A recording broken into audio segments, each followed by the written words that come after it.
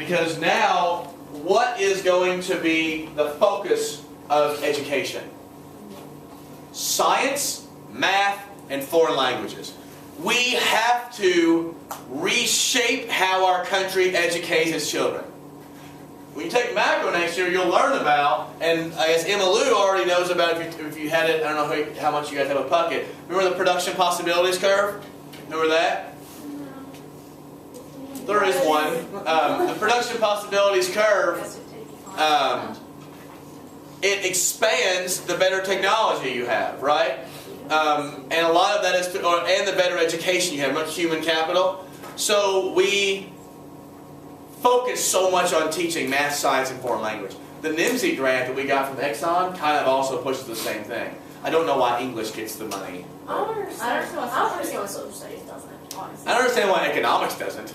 But yeah, Mickey has made, since NIMSY started, Mickey's probably made well over $20,000 on that.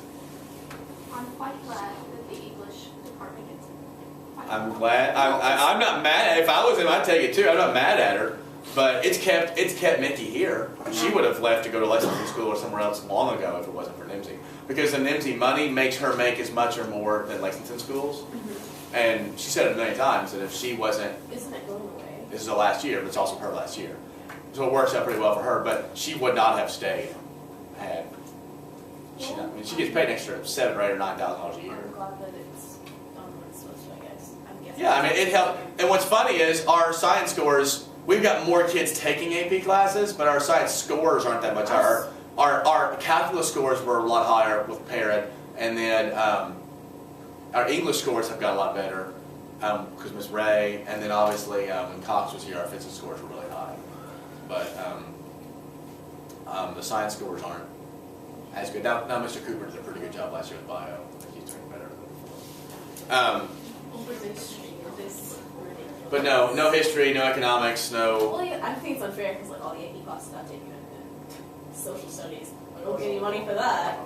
Yeah, you don't get any money for that. Well, if I win the lottery, I'll give the teachers here some money to... Hand out to students who pass the AP test anyways. All right. You're lying to yourself, Mr. Sarah. You know you'll use that money to track down the lost balloon. I called that place so many times looking for a balloon. Are you sure your wife didn't Don't talk about that. Not on Valentine's Day. All right, now what's going to happen is Khrushchev in 1958 is going to actually make the Cold War a little bit more dangerous. He's going to give an ultimatum on Berlin. He's going to say, you have 6 months to get out of Berlin, America. Remember, Berlin was divided east and west, right? But where was Berlin? It wasn't on the border of east and west. Where was it? Communist time. It was in the middle of eastern Germany, but West Berlin was democratic. And he gave America, we gave the West, right, NATO, 6 months to get out of Berlin. So literally, it was in the middle of East Germany. What just happened? Absolutely, it's in the middle of East Germany. Why did they have? Because after it was a part of the Yalta Agreement, Yeah. and that was part of the Yalta Agreement, that Berlin, as the biggest city, would be divided in terms of administration. Actually, probably a little bit more on the western side, but that's what. Eisenhower refused to yield and starts considering building out more troops. So what we did as a reaction to cool this off, to make it a little bit better, was we sent in our relief pitcher, Dick Nixon, over to the Soviet Union. And he has something called the kitchen debates. And it was called the kitchen debates because, when you're hanging out in your kitchen, you have a debate with, or having a nice talk with your family. And he went over and he showed pictures, and he brought over washing machines and Western technology.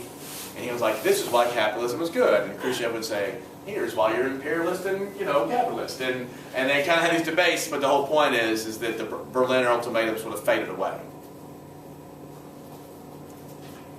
So it looks like, okay, maybe things will be a little better. So now what's happened here? Before it was Stalin, things was bad. But under Khrushchev, what are we finding?